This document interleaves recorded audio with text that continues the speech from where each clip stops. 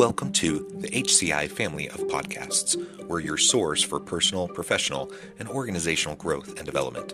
We share our own original research, explore industry trends, and interview executives and thought leaders from across the globe. Join us for practitioner-oriented content around all things leadership, HR, talent management, organizational development, and change management.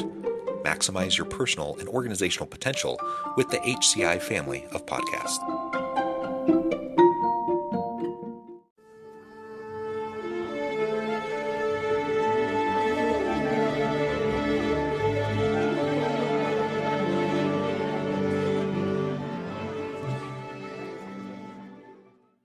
Amy Lavoie, welcome to the conversation today.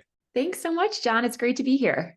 It is a pleasure to be with you. I talk with people from all around the world, and it just so happens today we're both local. You're joining us from Salt Lake City. I'm just south of Salt Lake City. Today, we're going to be talking about a new TORCH study that confirms how coaching creates a virtuous cycle of positive behavior and change that benefits.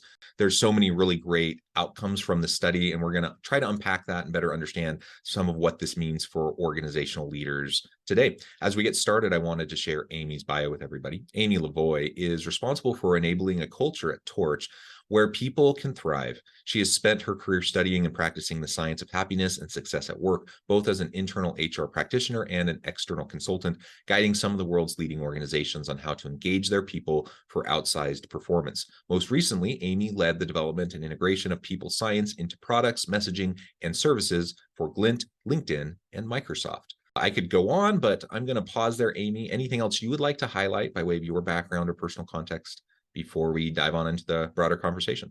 No, I think you covered it well. Just say that I'm really passionate about using technology to create more humanity in the world of work. And I just am really excited about this new research because I think it helps us to better understand how we can influence that and do that. And coaching is just has had a really meaningful impact on me and something I wish more people can benefit from.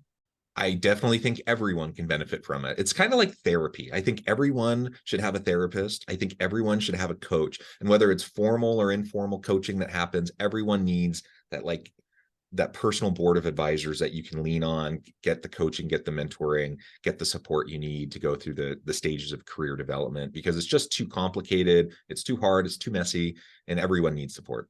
I could not agree more. It's like if you're only being coached by, your own brain or the voices in your head, like it is really hard to make sense of things. And you've probably experienced it, John. I know I have, like, absolutely transformational impact when you have someone that can just listen and ask you questions and help you. Really, what coaching does, it kind of helps you find the answers within you and help you to kind of just get out of your own way, which a lot of us do, work through really complicated things that happen when we interact with humans. And it's just an amazing resource that I'm so excited technology has enabled to be able to make it more accessible to more people. Yeah, and I think sometimes we dig at technology, right? And we say we're losing the humanity through AI and various innovations and automations and such. That doesn't need to be the way it is, though. We absolutely can have technology and humanity go hand in hand, and they can mutually reinforce and allow us to do things in better ways. You mentioned the voices in our heads. I think that's a scary thought. The voices in my head, I want to get out of my head as much as possible, and hear the voices of other people and get the input and, leverage what other people can share with me to help shape my self-reflection. All of that's just really important. So this is what we're going to dive into as we talk about this TORCH study. Why don't you start by painting the picture for us, kind of the background behind this study, why this study in particular, why now, and then we can start to talk about some methodology and some of the key findings. Great. Yes. So just to back up really quickly, TORCH, we exist to unlock the potential of people, teams, and organizations. And we do that by creating and connecting humans together through technology. So I'm really glad that you shared that. I absolutely agree that that's technology can really unlock a lot, but ultimately what we are using technology for is to help you get the right match based on your own needs and styles and the things that you want to work on. We use algorithms to help connect you with someone who we believe you will hit it off with right away, because that can actually be a pretty big barrier to entry. And we use technology to help you have access to coaches no matter where in the world you are, using screens and technology. You don't have to be in an office in the corporate headquarters, and available to go meet with someone in person. And so we also can use the technology to help really make sure that the coaching you're getting is aligned to the organization's strategies and priorities in a way that we just couldn't do it before, which is why only those at the top of the house seem to have the resources to get coaches in the past. So that's a little bit about Torch. And, I think one thing that I've always seen and believed is that culture is happening whether or not we do anything about it. You are going to see it evolve, going to see certain things expand. And really, as leaders and as an organization and HR professionals, we want to kind of get more in the driver's seat of that. But it's very hard to do, right? Because so much of culture happens in the day-to-day norms, decisions, what's being reinforced or being punished in an organization. And you can't be in the middle of all of that. So how do you enable the people that are in the middle of more of it to be able to be a positive force for good, with creating the culture that you want and the culture that you need to drive your business forward? And so we kind of know this anecdotally. We all know examples of really negative culture expansion. I think that's we call the positive and virtuous version of that the ripple effect. But I think when we see it happen in a negative way, it feels almost a little more like a wildfire, like it just can take off. We see things like when Wells Fargo had the fraudulent accounts, or Volkswagen was falsifying emissions. These things can happen, and often without even the awareness of leadership, because of what's happening on the ground. And so we want to really understand, what can we do to try to influence that positive change, and what are the most effective ways to do that? And our customers are telling us, and we experience it, that when they invest in coaching, it's not just that leader who has the coach who's improving. It's expanding, and it's like all these things are happening, but it feels really intangible. They know it, their teams know it, but how do you convey that to the leadership team? And that's what we were embarking on. There really is not great research to help quantify that and understand what are the levers you can pull and what are the things that you have the biggest impact on when you invest in coaching. So that's what this research was all about, is understanding and kind of quantifying what we call that ripple effect that happens when you bring coaching into an organization. Yeah, the positive ripple effect. I sometimes think about the negative downward spiral, the wildfire that you were talking about. That's the kind of more negative side, for sure. Thinking of ways also to democratize coaching, because like you said, traditionally, it's really top executives, senior leaders who tend to be the ones that get the coaches. And we know that leaders at all levels of a hierarchy, really everyone, could use a coach. But it's expensive, it's time consuming, right? And so there's all these reasons why it doesn't happen. And so finding ways to democratize that, or at minimum to leverage the impacts of the coach on the individual leader for their broader team, is going to be really, really important. Yeah, it's so important. And I just wanted to say one thing that I think is really important is we define leaders as anyone who takes responsibility for the success of those around them. And I think that's important, because if you look at the way work gets done now, if you've done anything with, organizational network analysis, that it's not just the people managers. It's not just the senior leaders or the directors and above who are having an influence on the culture. So that is another thing that, technology has enabled, is for us to be able to reach a lot more people who actually do have an outsized impact on what's happening in the organization. Yeah, absolutely. Okay, so let's dig in, maybe describe just briefly some of the nuts and bolts behind the methodology of this, the sampling, et cetera, and then we can talk about some of the results.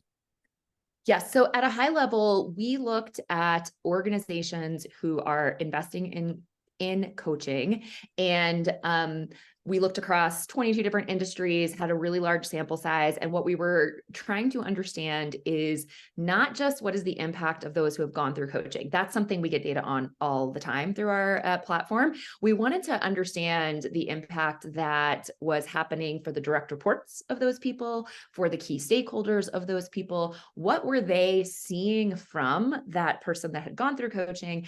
And also, what were they experiencing themselves as a result of a more effective leader?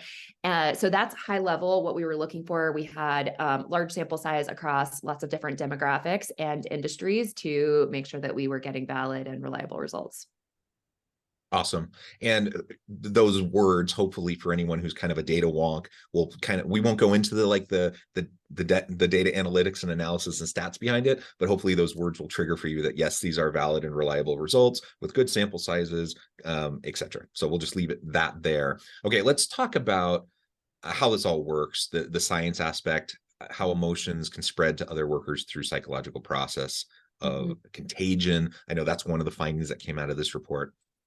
Yeah, I think that is really important. That word, hopefully that phrase kind of makes sense, but just to define it really clearly, emotional contagion is when our emotions inspire similar emotions in other people. And what we found is that while there are some really tangible changes that happen as a result of going through coaching, one of the kind of phenomenons that's happening is that when someone goes through coaching, they are not only improving their skills, they're improving their confidence, they're improving their resilience, they're improving their ability to be agile and to feel positive and equipped to handle what can be really challenging in this world of work. And that is what is part of what is spreading and kind of creating this virtuous ripple or virtuous cycle that can have a really positive impact. Yeah. And I just really like that idea of contagion around coaching. And you've already mentioned the ripple effect. Tell us a little bit more about what you found about this ripple effect through this study. Great. So some of the things that were really powerful were just the extent of the impact. And we knew, anecdotally that we would see something, but we saw that 94% of those that we surveyed saw their manager improve in a lot of really tangible ways. And that is something that is, when you think about the impact that a manager can have, especially a manager who is struggling on not only the effectiveness of the work, but sometimes really the livelihood of the employees that they are managing, that is pretty incredible. Just to dig into that a little bit more, a lot of what the top changes that employees were reporting seeing from their managers fall actually under the category of communication. So how they're communicating in meetings, how they are enabling the employees with information, how they are open to feedback and receptive to having hard conversations, which is just such an important part of everything that we do, and something that I know as an HR leader myself, as a business leader, is just so hard to influence and control when you're trying to kind of create a big training program to improve communications. So that was really powerful. And I'll just give you one quick quote that really stood out to me. One direct report said, since my manager's coaching, the standout change at work is the evident shift in how our team communicates. Meetings have transformed into focused, open, and inclusive sessions, valuing every team member's input, and that shift has nurtured better collaboration. So, just to kind of see an employee say, like, not only are our meetings more effective, but, you're also driving things like innovation, and I feel like I belong more, and I feel like I'm valued more. These are really powerful examples of the ripple. Yeah, that's amazing. And one of the results I saw, 94% of respondents seeing positive change in their managers as a result of the coaching, especially around communication. 6 of those top 10 changes they see come in the communication category, communication kind of sphere. Do you want to speak to that a little bit more? Yeah, and I can actually share with you some of those specific specific kind of communication categories that were bubbling up in those top 10 findings. More effectively communicating with others, being more open to feedback, asking more questions. Wow, what a hard skill to know how to ask versus tell. Giving useful feedback, active listening, which is like so connected to really getting to the root of what might be going on, and managing difficult conversations. Those are all some of the communication skills that we saw employees experience as improvements for their manager. And with this ripple, 91% of employees report positive improvements in their own skills. Maybe speak to some of that. This, John, is my favorite part of this research and something we were hoping to find, but just really awesome to see more detail around that and how big that impact is. So as you said, 91% of employees were saying that they actually felt like they were improving, their skills were improving, their mindsets were improving as a result of their manager being coached. So this was like really getting into that deeper example of that ripple effect. A couple kind of deeper, diving a little deeper into that. 51% of respondents shared that their manager has helped them and has helped them encourage them to be more curious and to continuously learn. We saw a lot of things related to growth mindset. So taking chances, making mistakes, sharing a controversial idea, knowing that they can improve something that they might have felt was really hard. That's massive. And we know about, a learner's mindset and growth mindset from Drucker's work. And I know Satya Nadella is big in kind of creating that culture. So that's something that, without a ton of intentionality, we were seeing really had a big impact. Also saw that respondents were more open to learning new skills that they might have been kind of afraid of in the past. And we know in this changing world of work that skill development and redevelopment or learning totally new skills is critical. And another one that I appreciate is that more than 2 in 3 respondents said they strengthened their sense of self-efficacy, i.e. their ability to accomplish a task, and their own sense of competence and effectiveness by their coach, essentially being able to help them work through that skill development. And that's huge. I mean, you talk about lifelong learning, you talk about growth mindset and Carol Dweck's work. This being able to increase your self-efficacy is just a vital general kind of mindset shift in skill set in an unknown future. As we move into the complexities of life and in organizations and the shifting nature of work and how organizations need to be able to pivot often on a dime, like in order to do all of that and for you to feel like you can navigate that, self-efficacy is really huge. It's really, really important. And so that's one of those findings. I mean, 2 in 3 report that, which is amazing. And then the next question is, well, how do we get that other 1 in 3 to also feel that way, right? Right. Absolutely.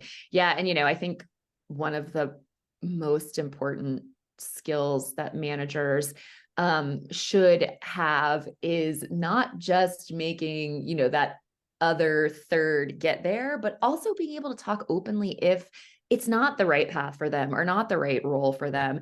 And so I was really encouraged to see, kind of having difficult conversations, having, being able to share, more constructive feedback. Feedback is just something that is so sorely struggling in a lot of organizations. And so, I look at it that you might not get to 100% on this one, but that might be because we're actually having the right conversations with people about performance management and some of the things that might mean they're not the right fit for the role. So all of these, to your point, are just so critical in an unknown world. We cannot rely on an internal communications team to be able to get everyone the information that they need in the time they need it, to have a training team give people the skills they need, have, every level of leadership approve on a decision that needs to be made in the moment. Like, the world of work is moving so rapidly that one of the biggest lessons in leadership for me in this kind of age is that we need to let go as leaders. We need to let go. And it's really scary, but when you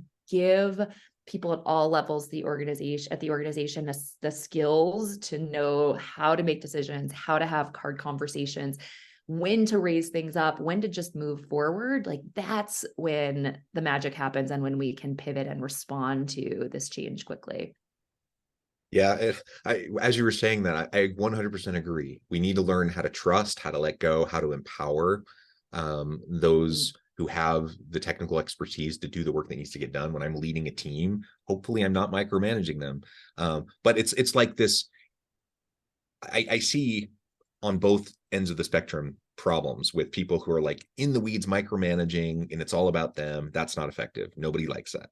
But I've also seen people who say, oh, I don't want to micromanage my team. And so then they're like, it's complete laissez-faire, like nothing. There's actually no management going on. There's no leadership going on. There's no support going on. Obviously, neither of those are good or effective. And so we need to simultaneously, develop trust, mutual accountability and trust with our teams. Part of that is those performance conversations. Part of that is having accountability measures in place. You still have to lead. You still have to set a vision. You still have to have those conversations. You still have to support. And that's nothing we've said today is rocket science. Like there's lots of research behind this that's been done in academia for years.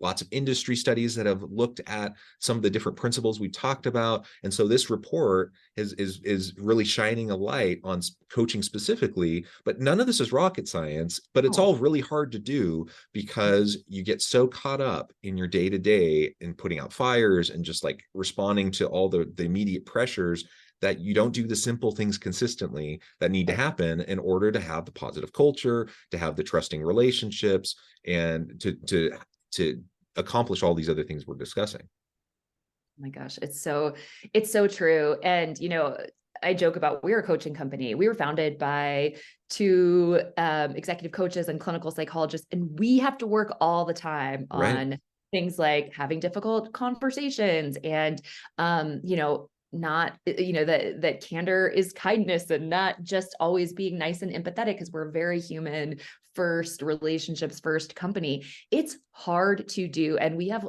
experts in our company all over our team, and it's hard to do. And I love the point you made, John, about how, you kind of have these two extremes of what we've seen with either like too much management or too little. And I think that's really been exacerbated in a distributed world of work. You have in the absence of sort of so much, just ability to kind of see everyone day in and day out. And in those in-between times, you've got the managers that just dig in and try to micromanage. And then you've got some that just are like, almost like, well, I trust they're getting things done and maybe they'll let me know when they need something.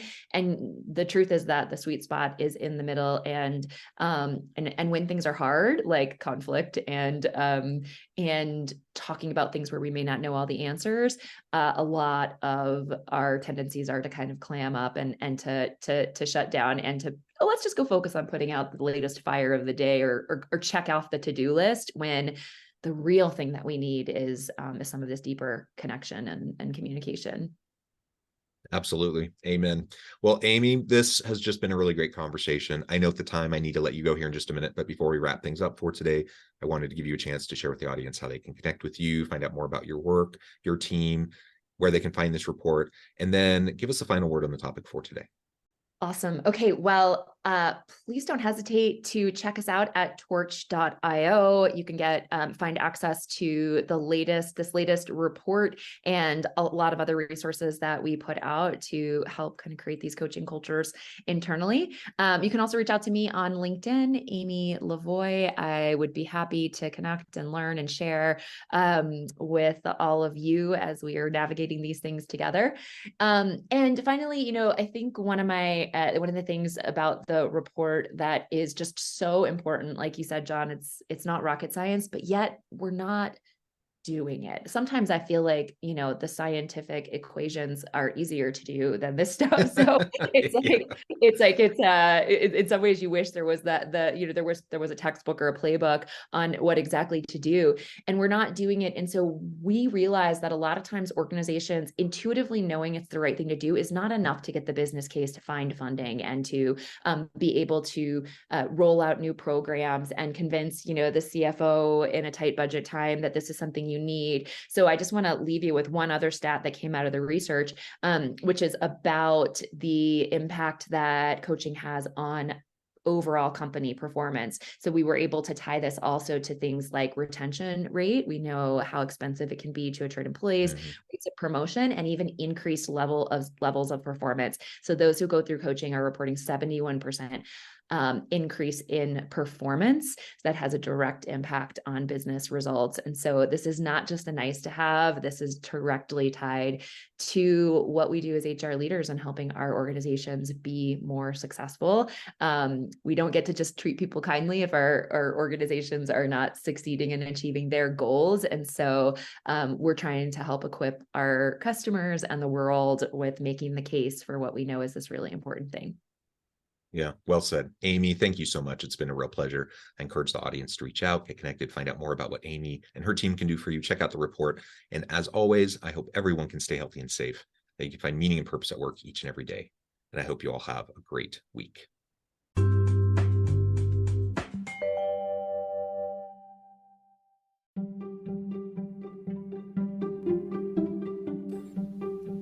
Thanks for joining us for this episode of the podcast. We hope you stay healthy and safe, and please join us again soon.